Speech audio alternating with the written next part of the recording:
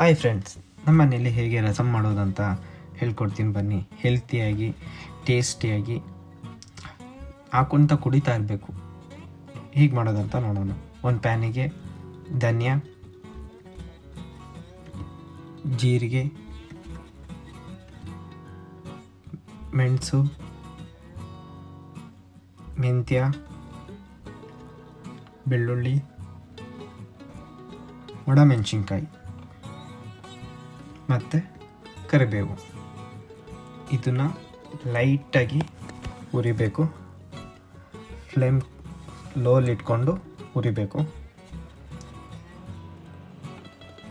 ಜಾಸ್ತಿ ಹೈ ಫ್ಲೇಮಲ್ಲಿ ಇಟ್ಕೊಂಡ್ರೆ ಅದು ಸೀದೋದ್ರೆ ಸ್ಮೆಲ್ ಚೆನ್ನಾಗಿರಲ್ಲ, ಟೇಸ್ಟಿಯಾಗಿರಲ್ಲ.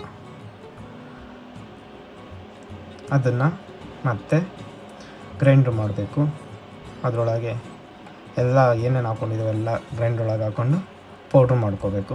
ಪೌಡ್ರ್ ಆದಮೇಲೆ ಒಂದು ಪ್ಯಾನಿಗೆ ಆಯಿಲ್ ಹಾಕಿ, ಸಾಸಿವೆ ಹಾಕಿ, ಜೀರಿಗೆ ಹಾಕಿ, ಮೆಣಸಿನ್ಕಾಯಿ, ಬೆಳ್ಳುಳ್ಳಿ, ಕರಿಬೇವು, ಹಿಂಗು ಎಲ್ಲ ಹಾಕಿ ಮಿಕ್ಸ್ ಮಾಡಿ ಎಣ್ಣೆಯಲ್ಲಿ ಫ್ರೈ ಆಗಿ, ಅದಾದಮೇಲೆ ನಾವು ಪುಡಿ ಮಾಡಿ ಇಟ್ಕೊಂಡಿರೋದು ಅದನ್ನು ಆ್ಯಡ್ ಮಾಡ್ಕೊಂಡು ಅದಕ್ಕೆ ಒಂದು ಸ್ವಲ್ಪ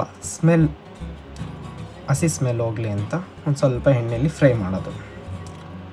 ಸ್ವಲ್ಪ ಫ್ರೈ ಆದಮೇಲೆ ಹುಣಸೆಹಣ್ಣಿಂದು ರಸನ ಪ್ಯಾನಿಗೆ ಆ್ಯಡ್ ಮಾಡೋದು. ಚೆನ್ನಾಗಿ ಅದನ್ನು ಮಿಕ್ಸ್ ಮಾಡಿ, ಅದು ಚೆನ್ನಾಗಿ ಮಿಕ್ಸ್ ಆದರೆ ಟೇಸ್ಟಿಯಾಗಿರುತ್ತೆ.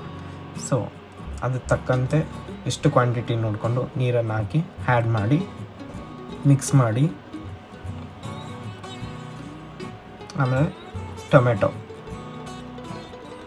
ಚಿಕ್ಕದಾಗಿ ಹಚ್ಕೊಂಡು ಹಾಕ್ಕೊಂಡು, ನೆಕ್ಸ್ಟ್ ರುಚಿಗೆ ತಕ್ಕಷ್ಟು ಉಪ್ಪು, ಅರಿಶಿನ ಪೌಡ್ರು ಎಲ್ಲ ಮಿಕ್ಸ್ ಮಾಡಿ ಮುಚ್ಚಳ ಮುಚ್ಚಿ ಕುದಿಯೋಕ್ಕೆ ಬಿಡಬೇಕು.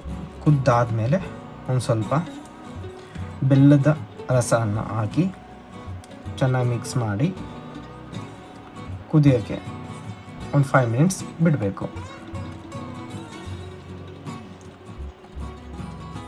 ಕುದ್ದಿದ್ದಾದಮೇಲೆ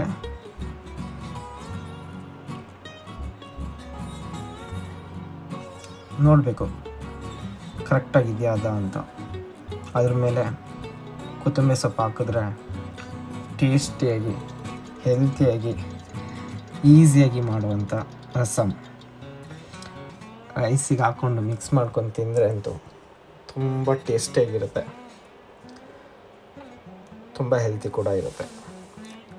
ಬೇಗ ಮಾಡ್ಕೋ ರಸಮ್.